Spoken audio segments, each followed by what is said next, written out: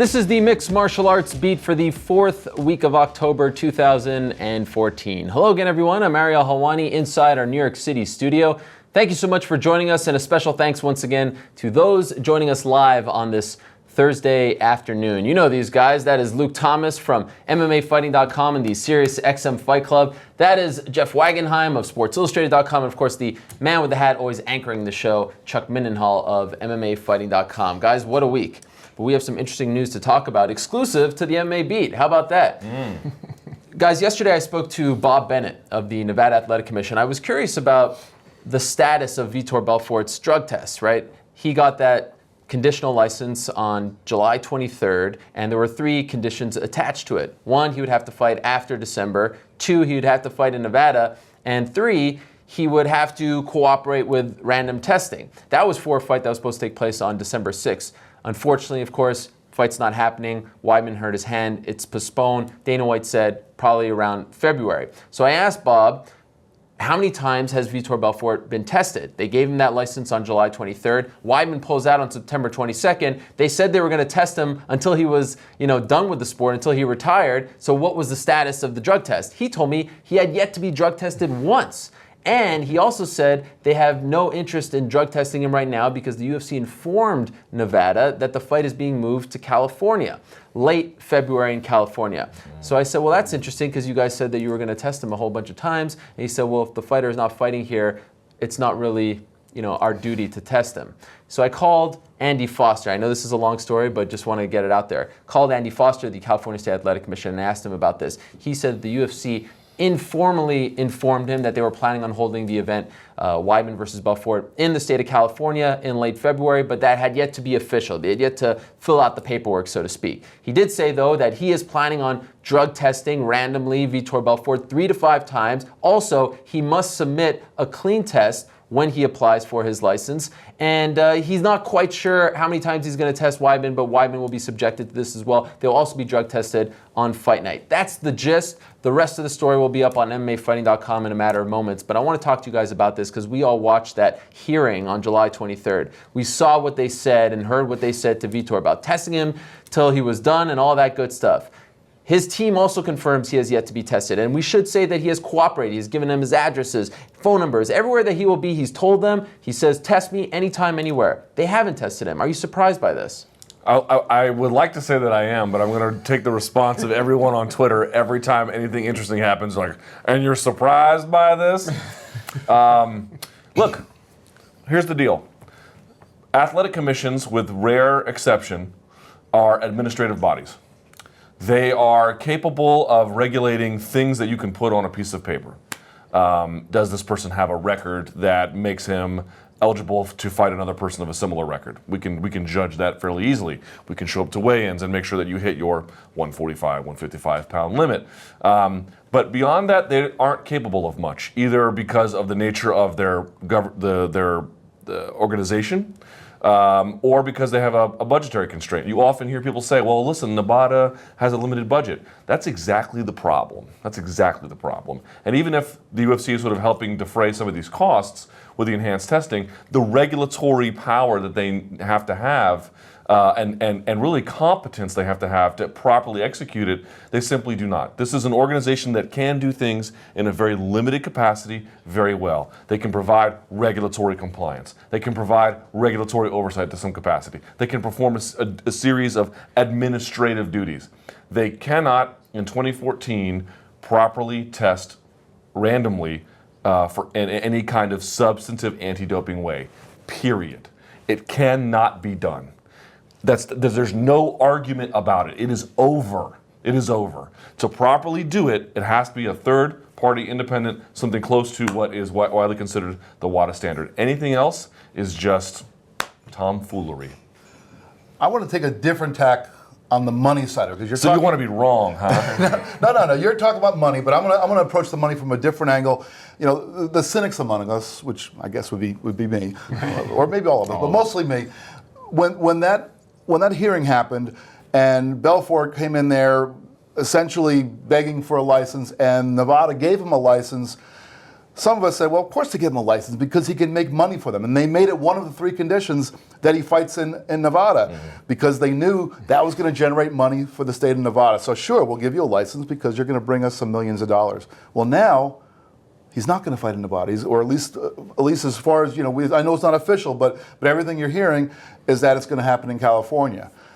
So what is Nevada doing? They're sitting down. They have 3 conditions, but they're just going to let him go and fight in California, and whatever money was going to be generated for the state of Nevada evaporates. And I'm wondering what's going to happen now. It seems that they're not going to chase him. They're not going to pull back that license. So again, the cynic in me says that was the whole reason they gave him a license in the first place. Are they just trying to prove us wrong by saying, sure, go ahead and fight in California? We assume that they'll test you as well. Or what? It's kind of puzzling to me. So do you give them a pass because they're not going to make that money and then they can't afford the drug testing, or do you think because they said it and they were talking about the good of the sport and all that, they should test him regardless? I was under the impression that Belfort was going to be asked to pay for the testing. Well, that was a little murky because they said that at one point and then it wasn't made very clear. But the point is, the fight was essentially official for the state of Nevada for 2 months. Right. It was formally announced. It was formally announced and it was on. So. And also the UFC there's no real wiggle room there. And right? also the UFC has said that it is paying for enhanced testing. So whether this money was going to come out of Vitor Belfort's pocket or his purse, or the money was going to come out of the coffers of the UFC, it seems as though there was some support to be able to pay for what you're talking about. That wasn't going to all fall on Nevada. Right. And even if it did fall on Nevada, they were going to make millions of dollars coming back from Belfort. So it still seems a little bit puzzling. Yeah, I mean, to me, the whole thing is just very odd. I mean, like you were saying, we all watched that, and I think that we came on the show and we sort of lambasted them at the time for saying, well, of course they're going to give him, and it was all orchestrated. UFC announces it 10 seconds after the fact, after it's handed down, it's going to be December 6th, all that stuff sort of happened. And then here we are this amount of time later, and you realize that none of that really meant much. You know what I mean? He wasn't tested in that window of time. You're like, well, what was that all about? He's not going to fight in Nevada now. We were talking at the time, well, of course they're going to do that because he's going to fight in Nevada. He's going to bring in all that revenue. It's like, I have no idea. Like reading that news, on MMA Fighting, it was one of those things that you're not sure. It's like it actually adds a curveball to the curveball that was already in place. So I don't really process it 100%. I guess a lot remains to be seen in how California upholds this. But I am surprised what Jeff said, that Nevada just sort of nonchalantly said, all right, yeah, you guys can have it. Andy will take care of it. You know what I mean? That to me, that was surprising. We also often talk about the handshake agreements between states. If you get penalized for something in Nevada, California will sort of recognize that you have been punished and they either won't issue licensure, UFC won't book you. There's some kind of agreements, informal or otherwise. Or conversely, if one state bans TRT, you might find other ones that follow their lead. Here's a case where there was no handshake at all. They don't really know what's going on. Well, we're not going to test him in Nevada because we heard he might go to California. Right. California and Nevada aren't talking to each other at all to make sure that the process is carried forward and there's no gaps in the sort of regulatory climate that Vitor Belfort is in. So for all the talk about, well, the commissions follow each other, they may follow each other, they don't work together. I guess I'm a little disappointed as well by that 2-month period. That's a significant amount of time to not have one drug test done. To me is very surprising after everything. Because remember, they were very, there was a lot of. It's a show of force. It's theater. Yeah. It's not actual force. Remember Anthony Marnell, what he said to him? He said, "We are going to test you until you retire. We're going to be all over you." And then 2 months. Vitor was crying. He was very passionate. Well, he tested you. You retire. That's the end of the story. He never said when we're going to begin to test you. That's true. Well, to their credit, if you want to go that route, they never said when it was going to start. But that is random testing, right? Okay. The other silver lining is Southern California apparently is getting its fight card back. The Staples Center was supposed to get UFC 176. Now I don't know if they haven't announced exactly where this venue is. No, they haven't announced anything. But according to Andy Foster, he was told that that's the venue that they are targeting, and they did say that they're going to make it up to that arena. They called it a postponement, so implying that they were coming back. So it looks like Southern California will get a fight card back, and a championship fight will. So poor Chris Weidman, though. This is a guy who's fought in the UFC for a couple of years now. He's been champion for it's almost going to be a year and a half, I guess, at this point, and he's never even fought on the East Coast. Not once. Yeah. You'd think at some point he'd get. We an were East having Coast. that conversation on the train ride in. That it would be great to bring that guy out here. Fight him at the Garden. Oh, I guess they can't play at the Garden. Yeah. Well, I mean, even the Prudential Center, Right, exactly. Newark. I will say that I spoke to him briefly, and he told me that, test him anytime, test him 10 times a day. He was very surprised to hear this As long as news. it's not coming out of his pocket, I'm guessing. Well, sure. Yeah. But he was very surprised to hear this because he was under the impression that, based off of what was said on July 23rd, that Vitor would be tested. So we'll see if California, takes the baton and does it. I think Andy Foster is a very competent commissioner, and let's see what he does there. But the point being is there's no baton handoff. Well, there's yes. there's no federal oversight so that the commissions are forced to work together in compliance to make things happen. So this is a clear situation where, in Nevada we don't benefit anymore. Oh, sorry, I hit my thing. Oh, in Nevada we don't benefit anymore? Well, I guess our job here is done, and Vitor is able to do whatever it is he would like to do, clean or not. And the other part of it is, let's go back to that day of that hearing. What if on that day because they were seeing Vitor who had failed drug tests in Nevada before, and part of the reason they were willing to give him a license going forward was because he was going to bring money in. What if from that day he was saying, well, I just want to sort of clear up stuff with you guys, but I am going to be having my next fight in California. Would that hearing have gone differently? Yeah. If there was no money on the table for Nevada, would they have been a little harsher with him? I do think it is worth mentioning one more time that from everything that happened on July 23rd until now, it appears as though Vitor is complying, right? I mean, he was ready to fight after December. He was ready to fight in Nevada. He appears to be ready to do any kind of drug test. It's not his fault that the fight was moved and all that stuff. Right. So that is important to note, I think. Speaking of drug testing, let's talk about the Cung situation. We were on this show a few weeks ago. This is the third time we talk about this particular story. Now the news comes out that the suspension has been rescinded. The UFC essentially, coming to terms with the fact that a mistake was made. It wasn't the right lab that they went to, and they don't have the jurisdiction to suspend him. He's a free man. Although the damage may have been done. You still Google his name. If you're uninformed, you'll see that stuff. I mean, if you're Cung Le, this is pretty remarkable stuff. They come out and say that you are a cheater, you're suspended, you're trying to have a movie career, fight career, and your reputation is tarnished. What do you do at this point? Do you just let it go, or do you actually fight back? What do you mean, a future fighter? No, you fight back. I mean, his reputation was damaged. Who's he going to sue? He can sue the UFC. For what? For damaging his reputation. Oh, they didn't defame him. They didn't? No, not by any sort of legal standard, no. So you can't? I mean, you could probably try. I think you'd get thrown out pretty quickly.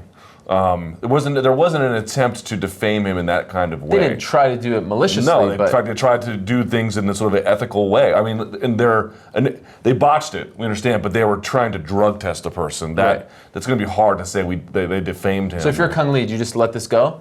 Yeah, I mean, I don't know what else you can really do. You can probably launch a PR thing. It was kind of interesting to me that UFC, Cung Le called their bluff, and boy, it worked, huh? Like, the arbitration process, I spoke to the American Arbitration Association, and they were like, this is sealed information. This is not going to get out. It is legally binding, and there is a discovery period. I think the UFC was like, we cannot lose to one of our own fighters in arbitration. How bad would that look?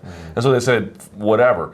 But in terms of what Cung Le can do from here, this is, again, unless he launches some sort of weird PR offensive or gets back on the horse and says, give me another fight, test me, let's do this again, and then that can maybe clear his name.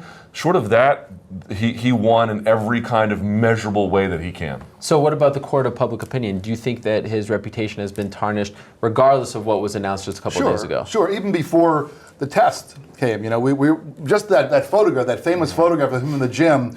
A lot of people jumped to conclusions about what he was taking, what he was on. That's what people thought. And then the test came along, and oh yeah, see, exactly. And so sure, then the court of public opinion, he does come out a loser in some regard, but that's sort of what happens. I mean, forget about this case, but just think about the court system in general. In every jurisdiction out there, there are always going to be court cases where somebody gets off on a technicality or somebody gets convicted on sort of shoddy evidence. Our system is not perfect.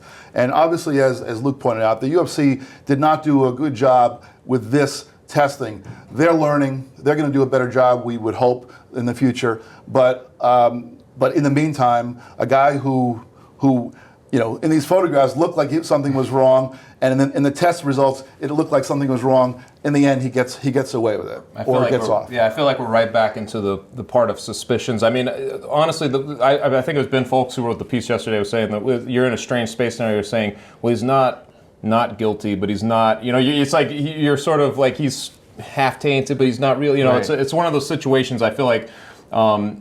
You're back into suspicion. So it's not a real asterisk anymore. You can sort of erase the asterisk off of his name, but at the same time, I feel like his reputation is going to be a little bit damaged going forward. And he, the truth of the matter is, he's 42 or 43 years old.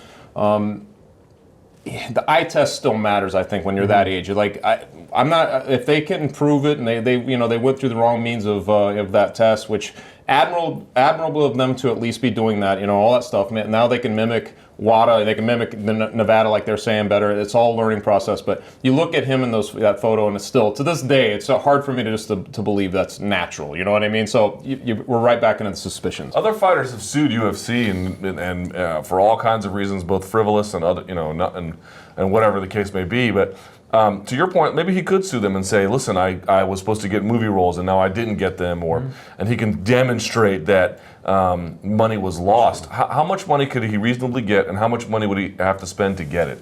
And to me, that's a really strange question, being in litigation with the UFC, which is really his only recourse, aside from a PR offensive or the things we've just mentioned. And I just find, UFC hasn't lost to fighters in court, partly one, because most don't have the money to take them to court. And even the ones that do, they just find that UFC's got pretty ironclad cases most of the time, legally speaking. They're hard to take to court. They've got their own army of lawyers. They would probably settle if it even came to that, or they would find a way to get any of those things thrown out.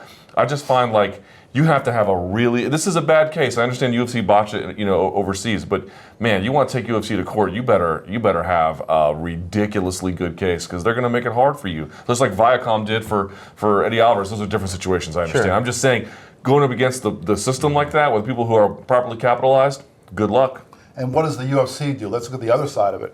Now they've rescinded this suspension, but what does that ultimately mean, in real terms for them? Are they going to give him a fight? Or if they give him a fight, are they going to give him a favorable matchup? I mean, they can do a lot of things. They can put him in against a guy who is going to just take him down and beat him up. If they want to put him in an unfavorable matchup because they don't like something about him, they can do that. Or they can put him in there with a striker and allow him to utilize his skills the best way he can. There's kind of the sort of the subtext of how the UFC responds to this. It'll be interesting. Yeah, but I don't think the UFC, from my perspective, has a vendetta against Cung Le. In fact, Cung Le is very valuable to them. The doors that he's helped open, at least right now, in that market. What a disaster that show has been in hindsight, right? With the judge being removed, and then the apology, and then the suspension. A lot of good light, though, being shown on when they're regulating themselves, right. The problems that are inherent. I mean, that's the whole thing that came out of it in the end is like, hey, look at all these mistakes we made. How do we do it better next time? Good on them for recognizing it and not being defiant. But are you guys surprised that they didn't go the route of the appeal, roll the dice, see if they come out looking good, as opposed to just coming out and saying, you know what, we made a mistake? I think it's good. I think they did the right thing. I mean, why go through that whole process? Why put everybody through that process? Let it go on and on and on. Why not just say, we did not do what we were supposed to do to the fullest extent. We didn't do it right. We cut a few corners. We thought, we'll use this lab because it's a lot closer, when we should have used that lab, which is better, which has the real accreditation that's necessary. Just own up to it, and they did. So why not? Let's just move forward. They did it quietly. I mean, they did it very quietly. Bowed out. Other things were sort of overshadowing it. I mean, to me, it was the right way to go about it. I could be talking out of turn here. I don't know, but I wonder if the arbitration process could have awarded him some kind of penalty, right? Mm-hmm. Like, not just that he was treated improperly, that the process was unfair and incomplete, and everything else we know about it, but that he was entitled to some sort of recompense. That'd be kind of interesting, and maybe they wanted to avoid that. And also, even if that's not the case, just the simple fact that the story is now dead. It's not over. Now, in some sense, for Cung Le, it's not over, but had they were going to arbitration and they were going through this legally binding process, they would just be like, oh my God, it's still in the news, it's still in the news, it's still in the news. And now they can at least close this chapter of it, which is one of the more significant ones. Let's move along, guys. Let's move along to news that I could only characterize as depressing. When I found out this news, I was devastating. I was depressed. It's devastating for the UFC, it's devastating for the sport. Cain Velasquez injured. That's the one guy on the one card, in my opinion, that couldn't get injured. More so than even Conor and Ireland, because that market wanted MMA. They wanted the return to the UFC. Mexico was all on his shoulders. They've been waiting for this opportunity to go to Mexico. Perfect timing. Ultimate Fighter opened that door. Cain Velasquez, Verdum, who speaks Spanish. I mean, heavyweight champion, you can't script this kind of stuff, and then he pulls out due to the knee injury. I mean, in a year where there have been so many injuries and fans have gotten excited about fights and they've been taken away, this to me seems like the worst, especially a show that has been already sold out. But it brings up that problem once again that we've talked about on this show. Fans just don't believe the announcements anymore. How could you believe it? Right. Like if you're a fan that bought tickets to go to Mexico, let's say you're a fan living in California, you wanted to witness that, now you're screwed. You don't get to see the guy. How big of a problem is this? Is this a rectifiable problem for the UFC, or do they just have to try to weather this storm? Do you mean Cain in Mexico No, or just injuries? this problem of announcing, we'll get to Cain in a second, but you announce a big fight, it doesn't happen. I am under the belief that the scary part about the whole thing, and I mentioned this on my chat yesterday, no one really knows what's happening. No one has any idea. Now, I put that on Twitter yesterday, and of course everyone responds with, "Here's my theory. I think it's the insurance. No, it's the certain way. Look how Cain Velasquez trains. Yeah. Oh no, look at the way in which he was brought up as a wrestler." And everyone's got their own theories. Pussification of America, I think. Yeah, pussification of America, right? Everyone's got theories. No one actually has conclusive proof about what the problem is. We can't even begin to address it if we don't know what it is. Is it really just the case that we have situations like Cain Velasquez, who's only fought, I think, was it either 6 times in 4 years or 4 times in 6 years? Not very often. And then you also have the Diaz brothers, who between them have never pulled out of a fight due to injury. How is that possible? Is it biological construction? Is it the way they train? Until we get a grip on it, and until UFC, I don't know how they're going to do it. They got to lead from the front somehow, which I admit is unfair, terribly so. We are just sort of spitballing here about what it potentially could be. They got to figure out what the problem is, and they got to get a handle on it, and they got to get best practices out there, because this is incredibly damaging to that card and all of them. Particularly with Cain Velasquez, because he fought on that original Fox card, which was sort of this bonus thing, and everybody now knows that he was injured going to that fight. He gets knocked out in 63 seconds. It's one of those things that you're like, if anybody's not going to go in there and not with a concealed injury, it's going to be him, who's in these spots like that. This would have been maybe the equivalent of that. It would be like if he tried to pull out of that Fox card. I don't know, like those sort of close, because you have this whole country, this whole market. It was sort of an exploratory market where we know the combat sports, we know about their boxing history in Mexico, we know about some of the fandom down there and stuff like that. It's like, him to pull out, you're right, is like the worst case scenario in the situation like this. But I feel like there's, we do talk about that card in particular. It starts to happen on certain cards like that where there's not just one, but Eric Perez. Now we've had circle the yes, drain. it's like all of a sudden the whole card is reformed, and now you realize what you realize. I guess if you follow the UFC long enough, I wrote a little article about it recently, but it's the first draft. And then there's revisions, and then you get a final draft. It's really, I think that's a new reality of the fight game, because no card, very rarely does a card stay intact. In fact, when we're contemplating this December 6th card we were just talking about, was going to be Weidman, and that's no longer Weidman. Now you have these other iterations with Pettis on the card and stuff. Pettis is in. You always take it with a grain of salt now. Right. I do. I see those fight cards come together, and I think, let's just hope that that's really what the fight card looks like on fight night. That's an unfortunate reality, right? I mean, and I really don't see any end in sight. I think this could be a problem that continues to cripple the sport. Yeah, and you guys are talking about the bigger, sort of the big picture, what this means, whether it's training or this or that. I just, I'm listening to you guys talk about this, and it just brings back for me the moment that I saw that this was happening, just this pit in my stomach, like, oh, I just love watching Cain Velasquez fight. That's really what it is down for me. And I think that a lot of people are out there, a lot of fans, they would love to hear about the big picture reasons and all that, and the implications for the UFC's expansion to Mexico and all that. But at the bottom line, Cain Velasquez is the heavyweight champion of the world. That makes him the baddest man on the planet, right?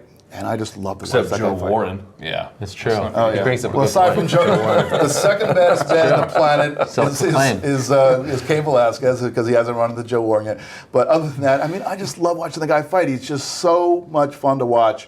So when this happened, all that other stuff just sort of evaporated from my mind. All I wanted to think about was the fact I'm not going to get to see him fight. Not to mention Cain Velasquez, I mean, we've only seen him fight 5 times since 2010 and only against 2 opponents, Bigfoot Silva and Junior Dos Santos. So it was sort of fun to contemplate how his fight with Verdum was going to play out. That was the thing within the thing. You know, it's like, oh, Mexico, all that stuff. But wait, we've got a really compelling fight. Well, so now that goes off the Let's not overshadow that, though. Let's be absolutely clear about what's happening here. This is devastating for the UFC. Yeah. Cain Velasquez has had a number of injuries to the most important joints in your body. I mean, maybe the neck and the lower back are important. Shoulder injuries, multiple surgeries on the rotator cuff and torn labrum. Now both knee surgeries, or at least multiple knee surgeries he's had. And more importantly, when in your life as an organization are you ever going to get a heavyweight and Mexican champion? Because you can ask all those Mexican boxing fans, when's that guy going to come? He's never been there. And the first real big Mexican star, and I know he's American too, Mexican-American, he crosses both, is a heavyweight. For the UFC, you want to talk about catching lightning in a bottle, and he is getting injured, and he is getting older, and they can't find a way to get him to go and coordinate this whole market. I think Mexico will still be a big success for them, if not this event, the inevitability of it, the TV deal, all that's great. But everyone's like, it's going to be the new Brazil. No, sir, no, ma'am. When they went to Brazil with that Anderson Silva card, it was Anderson Silva, it was Shogun, it was Nogueira. I counted it. It was all Brazilians. It was 12 fights, 13 of them were Brilliant. 13 across all these divisions. They don't have that right now. And if they don't have Cain Velasquez, that stunts it even more. It is profoundly bad news. What do you guys think about him remaining champion? Because they announced an interim title fight between Mark Hunt and Fabricio Verdum. But okay, we've passed the 1-year anniversary of his last title fight. That was October 19th of last year. And of course, you know, I'm okay with if, you know, there's a fight in November, it's already announced, it goes over a year. But I feel like if you're not going to fight within a year, defend your title, you should be stripped. What do you guys think? Should he be stripped? I agree with you because honestly, like when you really look at, for instance, in situations where I've always had a problem like when they pluck a guy like Anthony Pettis who has some injuries and then they take him out of action to, you know, and put him on the tough show, things like that.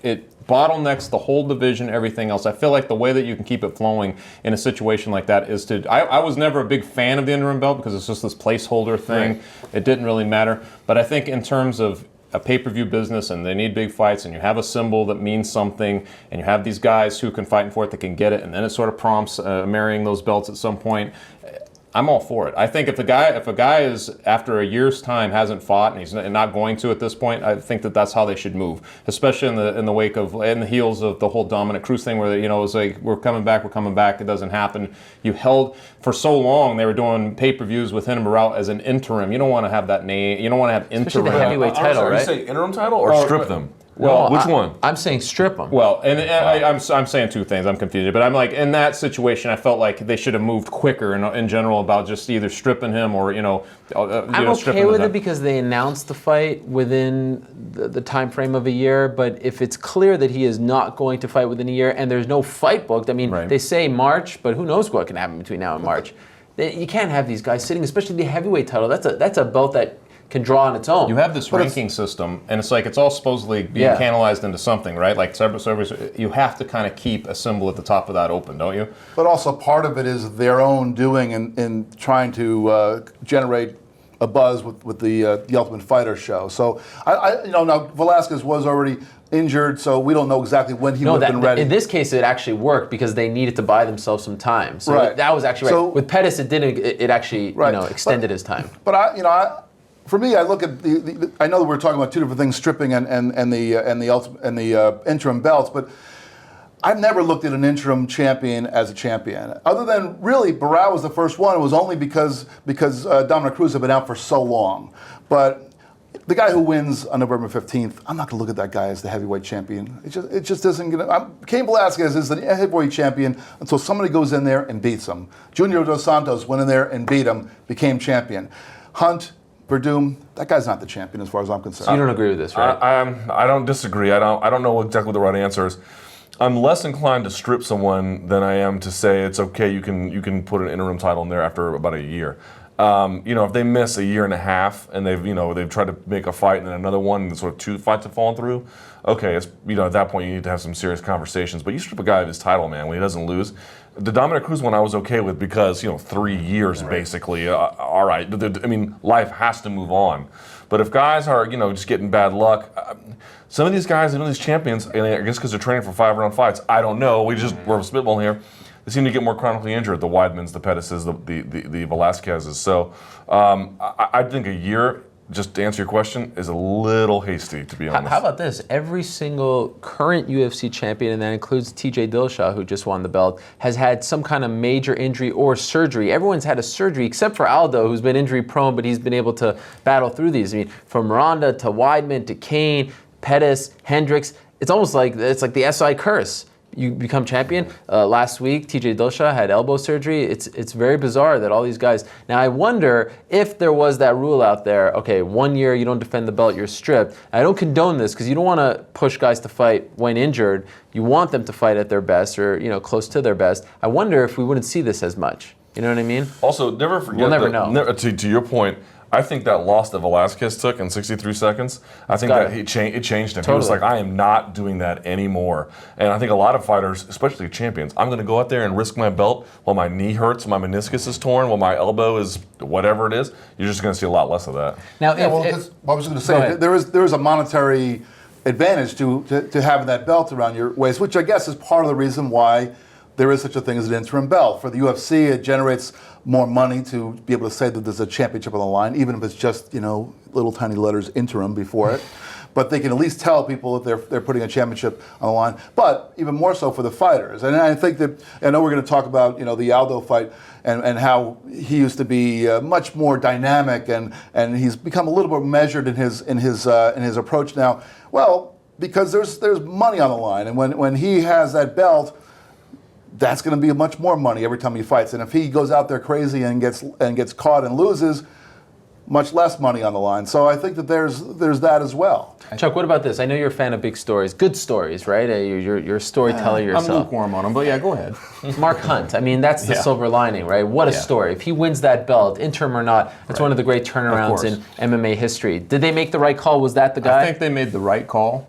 But man, what a task he's been saddled with. Not only is he coming over on a 14, 15 hour away, and not only is he 300 pounds right now and have to cut all that weight within a small amount of time. Not only is he's facing Verdum, who's sort of acclimated to the whole situation. Not only is it like a neutral side, all these things.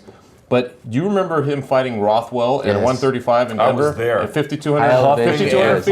Yeah. Now we're going to fight at 2,000 more elevation at 7,000 some feet. He's going to come in. I heard him telling I saw Brett Okamoto's article about, I'm hunting for the first round knockout. I feel like that he better be hunting for that first round knockout because it's going to get ugly if it goes beyond that. Yeah, and Verdum currently lives in Mexico. He's there right now. He almost died, by the way. The story came out. But now that he dodged that bullet, he's in Mexico, so he's getting acclimated.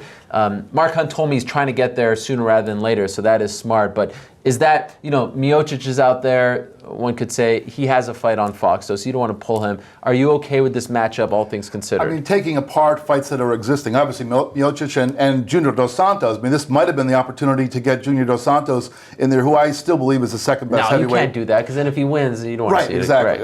But this was the opportunity. He wouldn't have to fight Cain Velasquez. But, so Mark Hunt, if they can actually sever that Demetrius Johnson off of him, that's about the amount of weight he has to lose between now and the 15th. They get rid of that, they get Muddy Mouse off of him, and he can make weight. It's still going to be a big task. But he's exciting. I just feel like, to the point everyone else has made, just very quickly, you already have all these injuries ruining cards. If you can avoid it, do not mess with the integrity of existing cards. Dos Santos Miocic is in place. Don't F with it. It's there. Sure, it'd be great to have Dos Santos. Yes, I agree.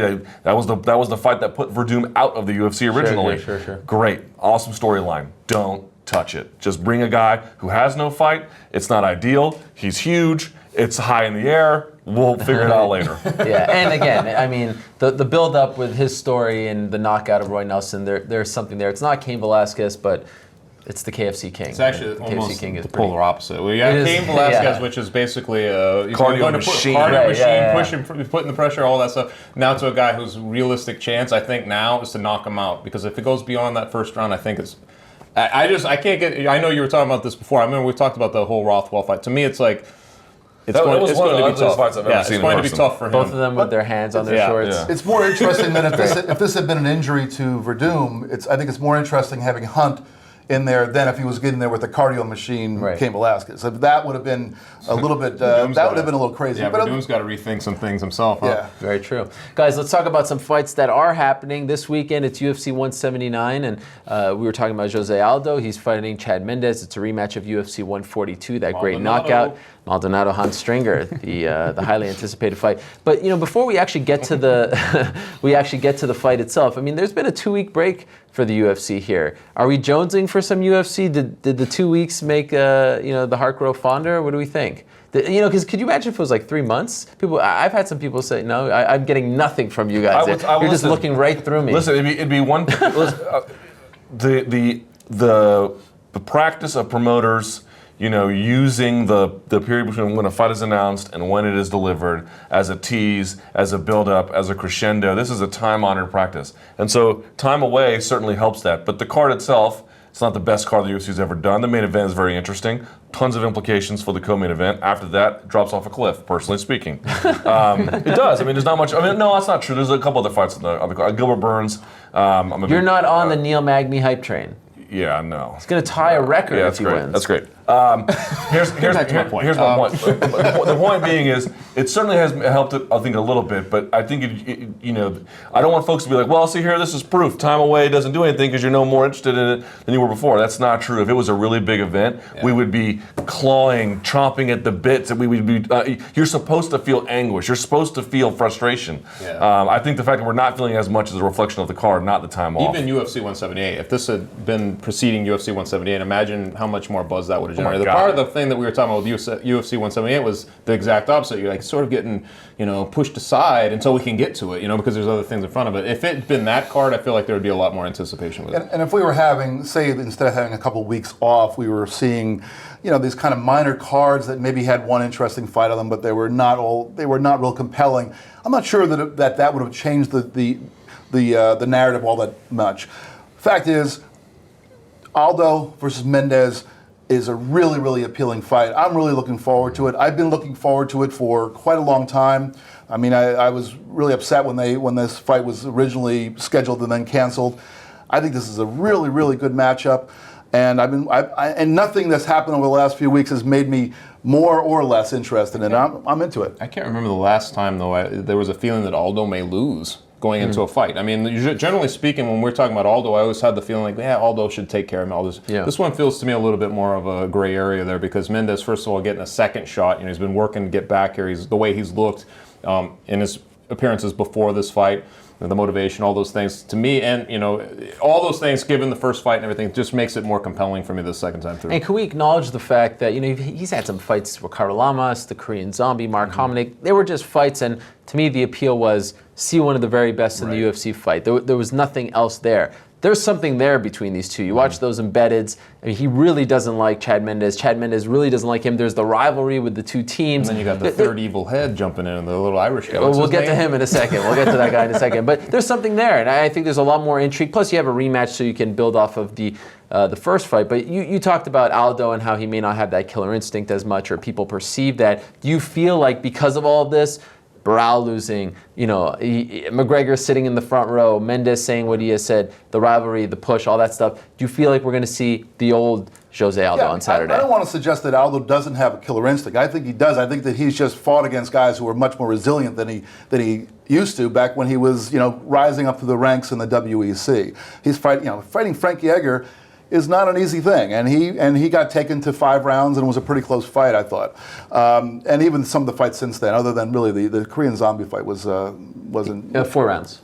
Yeah, but he was pretty much in control. Yeah, the whole way through. Sort of. But yeah, I mean, I think that all the extra stuff has, particularly it's sort of funny how external stuff really has dictated or has ramped things up in this fight, because really if Renan Barao had gone out and taken care of business against TJ Dillashaw as he was supposed to, as he was heavily favored to do so, this fight this weekend might not be as juicy. I think the fact that Dillashaw went out there and not only beat Barao but really beat the crap out of him that night. And then the alpha male guys who had always been losing to Aldo and his team suddenly started, pumping out their chest, and they were the big guys on campus now. I think that's really sort of gotten under the skin of Jose Aldo and his team, and I think that's made a big difference here.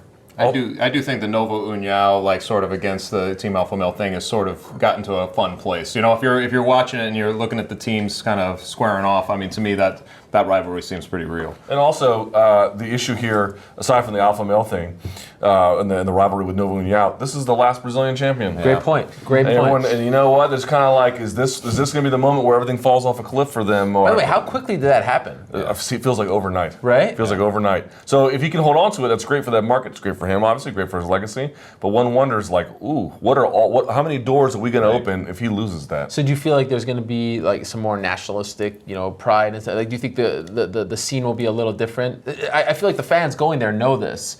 And it'd almost be like a World Cup match, right? I mean, this is them trying to hold on. Look at the first time he fought Mendes when he was like, that's true. The Brazilian fans have a real us versus them mentality. Sure. It's good. It definitely plays a role. You might not want to mention World Cup in Brazil right now. That's a little bit of a sore Especially subject. If only Chad Mendes was German. God, it'd be so great. And it's right next to the stadium where the final was. But I just feel like for them, you know what's interesting?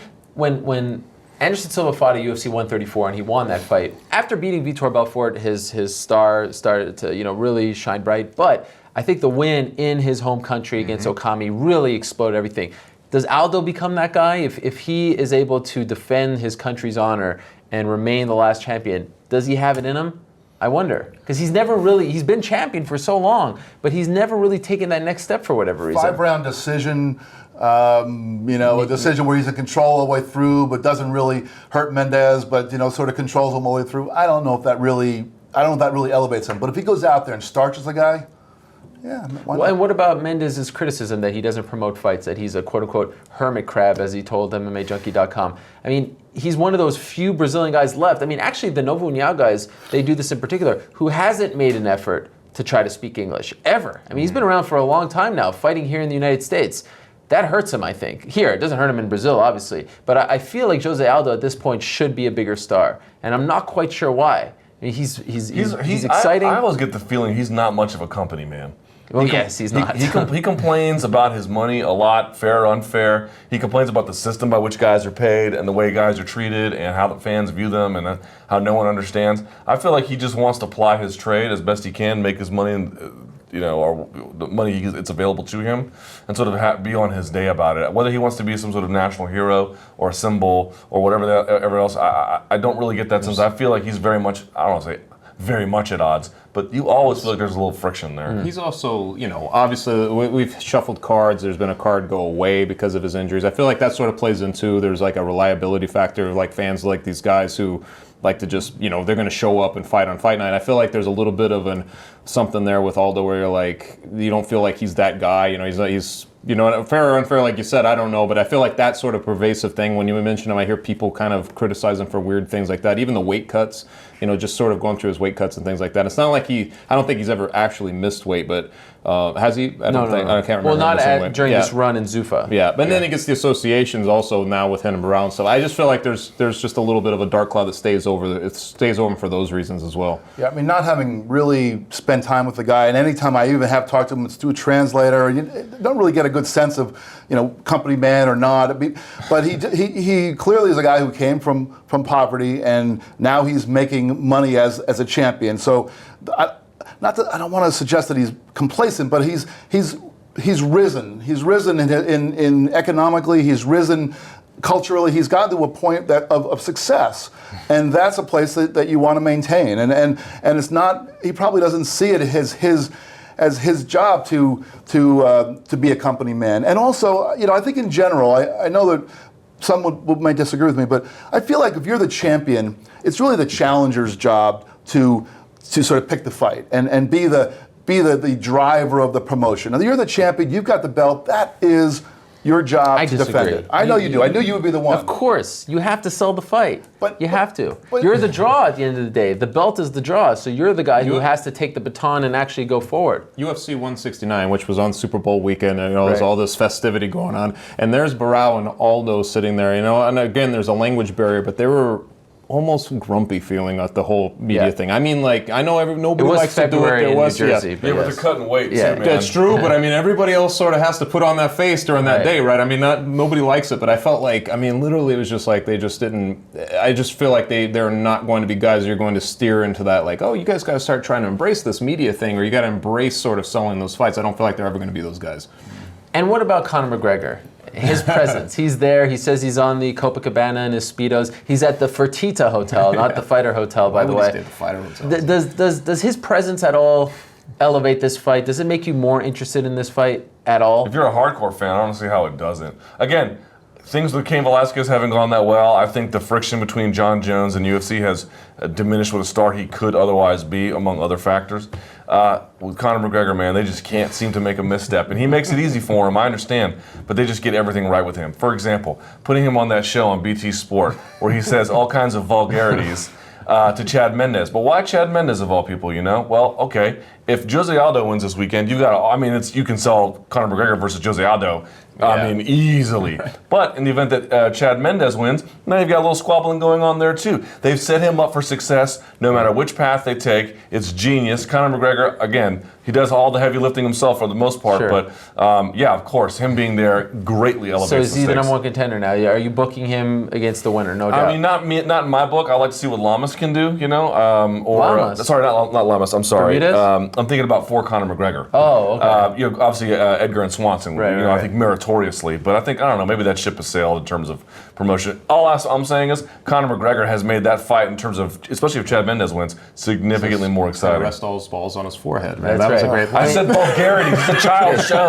They're going to show him in the front row He's on talking about pay-per-view. wrestling, wasn't he? He was talking gonna about be wrestling. loving it. Wrestling. I yes. think what he's done is really elevated that division. He's really put a spotlight on that. When's the last time we Absolutely. were this intrigued He by made the it a money featherweights? division, and he's not even there yet. I Yeah. feel like that's really the difference. Is like we've had this discussion. Jose Aldo, we're sitting here talking about Jose Aldo, who always has a solid fight. Well, part of the thing is he's at the top of the division, and he's beat most of the contenders. So it's like you're starting to play a bunch of rematches with him at this point. There aren't a lot of fresh contenders coming up. Right. It just opens up the floodgates with even the possibility of him being in that picture. It just opens up those floodgates. What do you do with him? Well, if I'm the promoter, Yeah. then he's a guy that's going to make me more money. So I'm going to put him right up there. But you know, personally, I believe that the winner of Edgar versus Swanson merits the next chance at the title. Now, if it turns out that Mendes wins this weekend and it's a good competitive fight that again merits or suggests that there should be a rematch, then make the rematch and then take the winner of Swanson and Edgar and let McGregor fight that guy. That's what I would do. I want to say real quickly, I get a bit, not identical in any stretch of imagination, but I get a little bit of a vibe of Jones Cormier when I talk about Aldo and McGregor, because you watch Aldo, he won't even talk about McGregor. Right. Everyone else in that division has forced McGregor to to react to him. It's funny, yeah. And Aldo is the only one as a champion. I understand why he won't, but if McGregor is thrust into a position where he is then forced to recognize it, I suspect it will bring out a side of Aldo that maybe we haven't seen in a while. It's fascinating and also worth remembering that they haven't done that whole like bring the guy in the cage bit in a while. Yeah. It is going to be around 3 a.m. in Brazil by the time the main event ends. We'll see how much balls that McGregor has. Exactly. In 3 a.m. in Brazil. Right? 3 a.m. Brazil, if Aldo wins, it'll be interesting to see. I can almost guarantee if Mendes wins in Brazil, the last thing I think the UFC wants to do is put those guys in there together because I feel like that crowd will just crap all over that. Here's an American and a Yeah, European. exactly. Yay! Just be your last champion. Good night, everyone. You will die. I don't think Chance. that'll go over Well, well. hopefully McGregor stays at the arena to the end. You know, hopefully he gets a key will. to Laredo Fertitta's suite. Yeah. Because I know he's staying on the He's couch got in some that good room. whiskey in his flask. He'll be okay. Yeah. We'll talk about stadiums and title shots. Guys, great stuff. Thank you very much. I have a plane to catch to Rio. Looking forward to UFC 179. Oh, humble brag. Well, you know, I don't really think so. I actually do have a plane to catch, but I have a bus is- to catch. honestly, Yeah. that flight and coach, there's nothing to be too braggadocious Yeah, why about. don't you go cry on your plane to Brazil? How about that? All right, fine. Cheers to all of you. I'll be enjoying my acai. Guys, thank you very much as always. Thank you for watching. Appreciate the comments below, even though you think that we don't appreciate them. We do appreciate them, so keep them coming, and we'll be back next week, same time and place right here for another edition of the MMA Beat. For Luke, Jeff, Chuck, I'm Ariel. Thank you so much for watching. Enjoy UFC 179. We will see you next week.